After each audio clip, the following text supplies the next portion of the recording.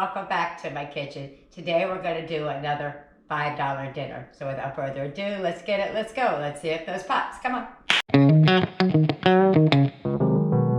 Okay, this is everything I got.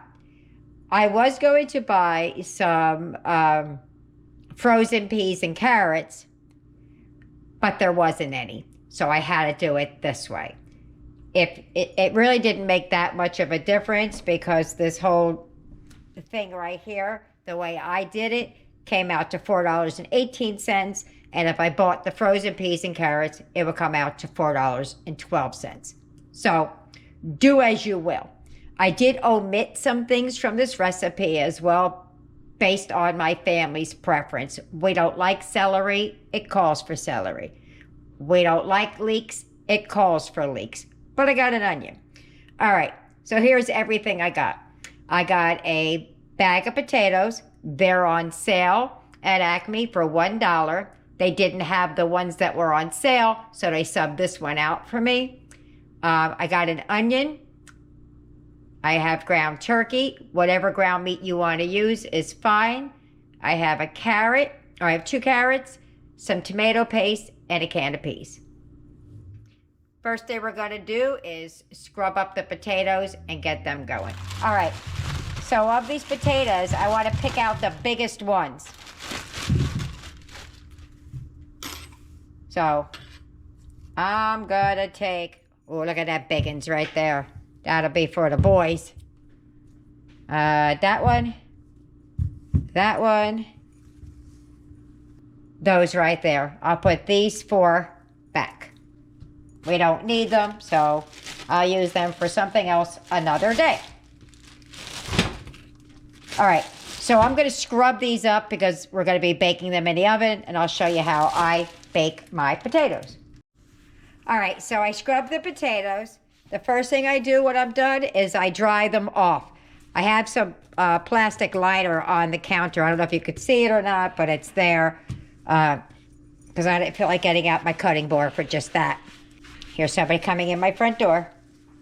All right, so the first thing I do is I get the potatoes out and rub them with some olive oil. Hold on, let me dry the other potatoes first.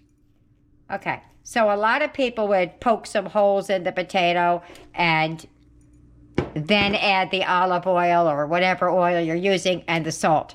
I don't do it that way because sometimes if you do the olive oil last, it clogs up whatever holes that you poked in it. So what I do is I don't poke the holes just yet. I take the olive oil, let me get these close together so I don't drizzle it everywhere. And I rub down all of the potatoes first. Okay?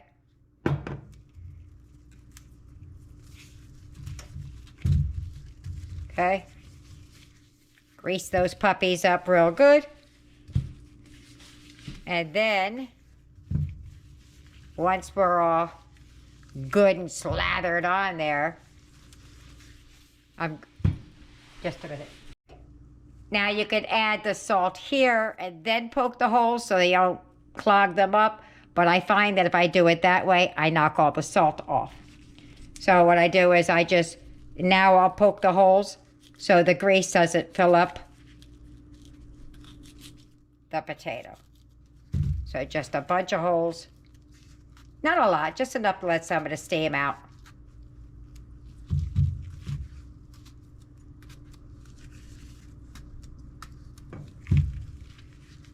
And I have a wire rack sitting out here because that's what I'm going to put my potatoes on. Okay? Once I get the potatoes poked, I have my oven preheating at 425. You could do 450 if you like. Get a towel, get grease on my hands. Okay, there we go. And we're just going to cover them in some, what do I have here? I have kosher salt. And we're just going to roll them around in it. And stick it right over there on the wire rack. The amount of salt you put on it is up to you. I put a lot because a lot of times it comes off. So that's that. All right, we're gonna put those in the oven. When they get about halfway done, I'll be back to start finishing up what we're gonna do with the insides.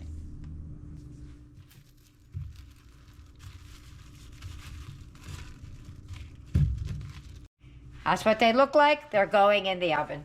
All righty, let's get started on the chopping and the dicing. What I'm gonna do with the carrot is I'm just gonna cube these up like you get when you get the peas and carrots. So I'm gonna do this in thirds, I think. Maybe fourths. And then we're just gonna boop, boop, boop. Just like that. Because it's going in the potatoes, so you don't want them super big that it's overfilling. So I do want them finely diced. All right, I think that's gonna be enough. Because we're also going to be putting peas in there as well. So I don't think I'm going to finish cutting up the rest of that. Next thing I'm going to do is I'm going to dice this onion about the same as that. All right, so I'm chopping it up kind of finely. I just put 2 lines in this way, boom, boom, and then slits all the way down and across. So I'm just going to finish the rest of the onion the same way. Just like that. Alrighty, let's move it on over to the stovetop. Alright, so I put the ground meat in there. Whatever ground meat you're going to use, we're going to break it up in a second. I have half a teaspoon of baking soda in here, not baking powder.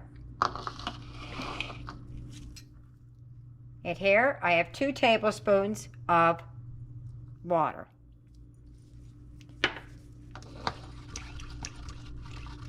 Okay, this is supposed to help your meat stay moist. I don't know, not my recipe, but what we're going to do is break up the meat.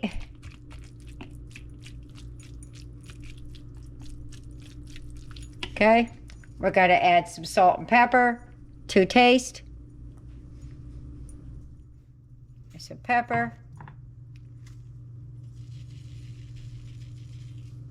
Some salt.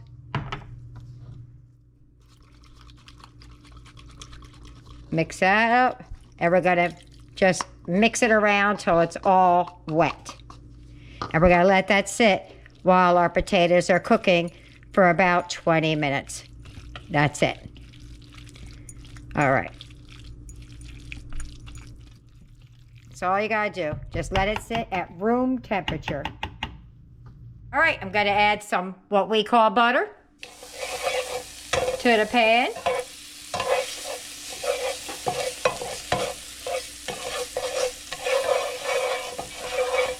And we're going to start cooking some of the vegetables. We're going to add the onions.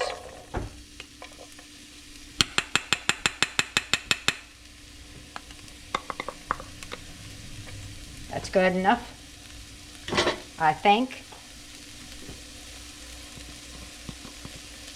Going to give that a minute, and then we're going to add the carrots. All right, I'm going to add the carrots.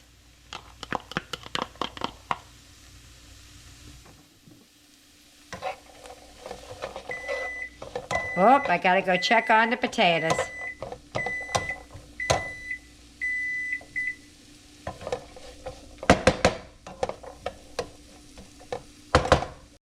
All right, so these are done. I added about 2 tablespoons of beef broth in here because I didn't want the onions to keep, the carrots to keep browning. So that's what I added to it.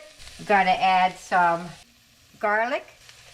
Boom, boom, about that much. I'm going to add 3 tablespoons. Almost added the whole can. I'm halving the recipe that was given. Halving-ish.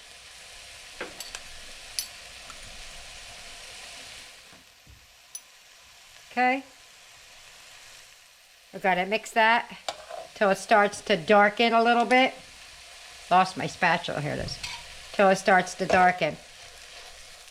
I'm going to stop right here because my potatoes have got to come out of the oven.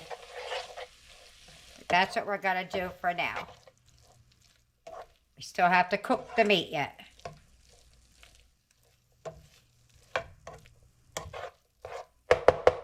All right, let me get the potatoes out. All right, I'm going to add some paprika. Using my refiller. Boom. We're going to add some onion powder and garlic powder. You could add rosemary and thyme. I'm going to add some garlic powder, even though we put garlic in it.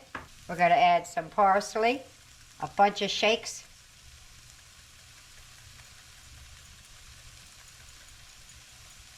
Okay, give that a mix. So it's got a nice deep color. That's what I'm looking for.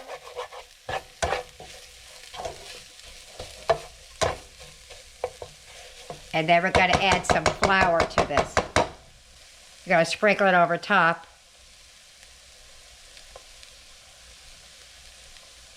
That was a tablespoon.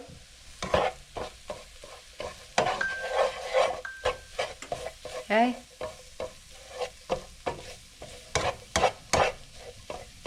Just going to cook the flour out of it. Flour taste, I should say. Okay. Let me get the ground beef. Or not the ground beef, the ground turkey. Alrighty. Got to add the meat in here in little plops. And we're going to let it cook down with the rest of it.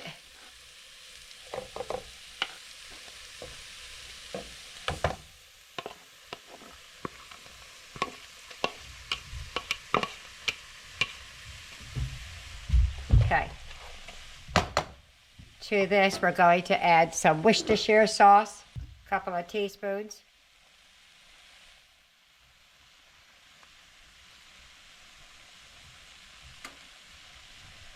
I'm going to go 2.5 teaspoons because we like it. Okay, so all we got to do is let this brown up. I forgot to add the peas as well, but I'm going to season the meat while it's in here also. Going to add more onion powder. Some more garlic.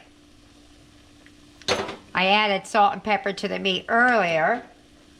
Got a little bit of powdered thyme. Okay. And I'm going to add a little bit of the smoked paprika just because it's handy. Apparently I took out 2 paprikas. All right, we're going to cook that until it's browned up. While the potatoes are cool enough for me to touch them, we'll start doing them. To this, I'm going to add some beef broth. It's not even all the way cooked, but we're adding it. And I'm going to add some of these peas, not this whole can. I feel like it'll be too much filling. Now we're just going to let them cook until they're done. And when that's done cooking, I think the potatoes will be cool enough for me to handle them. I'm going to do about maybe 1/4 of the can. Bring that to a boil, then we'll reduce the heat and let it just kind of cook down. There we go. All right, let that cook down and I'll show you what it looks like. All right, that is done. It'll thicken a little bit as it stands because of the flour that's in it. But now we're going to go over and make the potato. All right, so what we're going to do is we're going to figure out which way the potato wants to sit. Right there. so we know where the top is. And what we're going to do is we're going to cut open the potato, not all the way. I mean, you could do it all the way and make halves if you want, but this is going to be a stuffed potato. So that's why I'm saying don't open it all the way up. All right, so we're just going to kind of mush it a little bit. And what we want to do is we want to get all of the potato out as much as you can, but still have some structure to your potato. So I think I'm going to do like a little Y cut at each of the ends. This way it can open better. You'll see what I mean in a second. Right there. There you go. Smush it together. Okay? And then I'm going to take all of the potato out and put it into this bowl right here. I'm going to do that to every single potato. I'm going to do that off camera because it's hot. It's just not going to be pretty. So.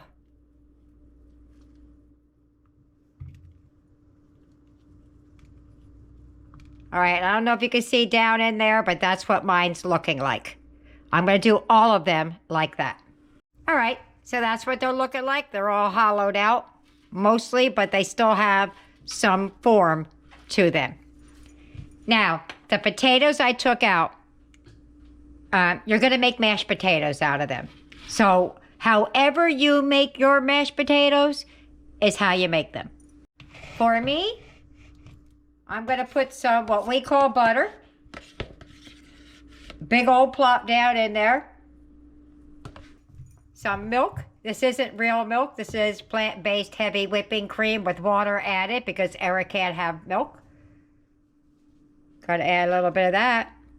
And we're going to add some salt and pepper. I'm going to go really light on the salt because there's salt on the potato and I just don't want to salt everybody out. Okay, and then we're going to give that a big old mix. I'll save your ears. All right, there you go. I want them a little on the stiffer side. So now we're going to start assembling. I just wanted to see how it thickened up as it sat. It's still warm. It's not piping hot, but it did thicken up. All right, so I divided the meat up kind of even and kind of not because we have some bigger ones and some smaller ones. But I'm there. What we're going to do is we're going to spoon in the mixture into these potatoes. Like that. That big spoon filled it up almost all the way. Don't forget, we're going to be adding mashed potatoes. So you don't want to fill it to the brim, but you want to fill it. What I'm going to do is I'm going to finesse it to make sure it, it seats down in there. There's no air pockets. And that's what I'm going to do to all 5 potatoes, just like that.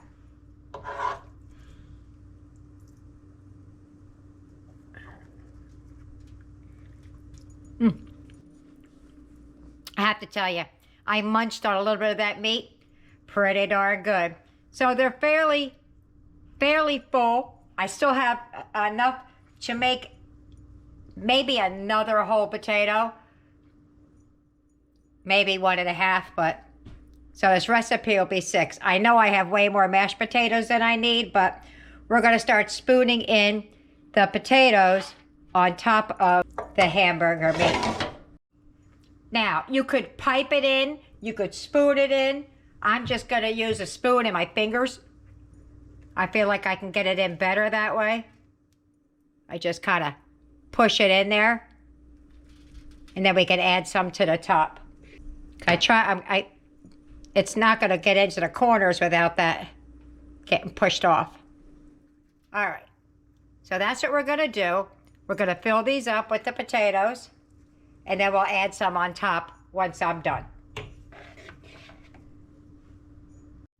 All right, that's what they look like. So I'm going to sprinkle a little bit of paprika across the top just for the pretty. And we're going to throw these back in the oven. Just let them heat through because everything's cooked. I think I'm going to put a little bit of parsley on top too, just for the extra pretty.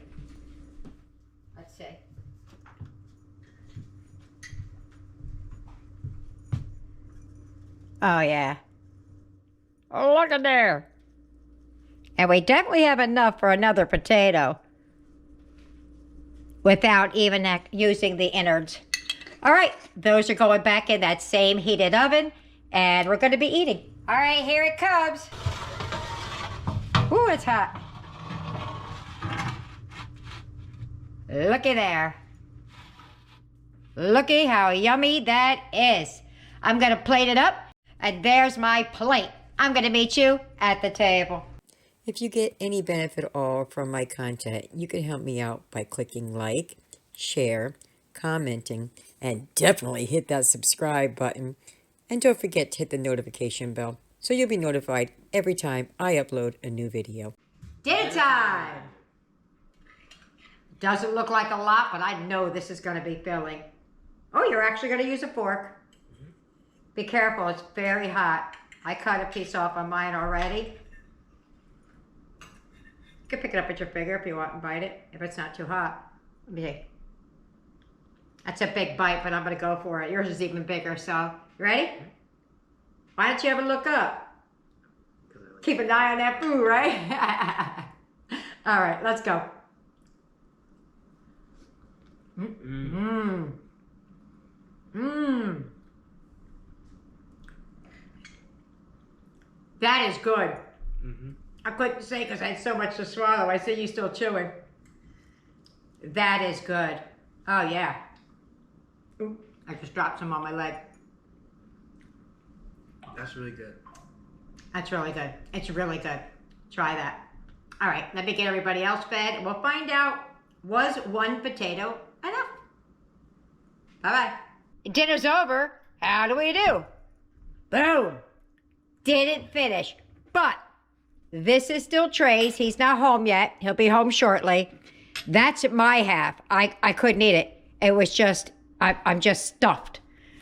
There's still a little bit of the mashed potato, some more of the filling, and then a couple extra potatoes of the stuff that I bought. The peas, carrots, all gone, except for that little piece that I didn't chop up. So let's see what the kids thought about it. See if they liked it, and was it enough? For me, it's enough, but as you can see, I don't eat much, so it doesn't take much to fill me. Aiden, what'd you think about dinner? And was it enough? And if it wasn't, that's fine. Just tell me, but let's just find out. It was amazing, and yes, it was enough. Are you full? Yeah. Okay. Tyler, same questions? This was very good. I loved it. It was enough. It was enough? Yeah. Okay.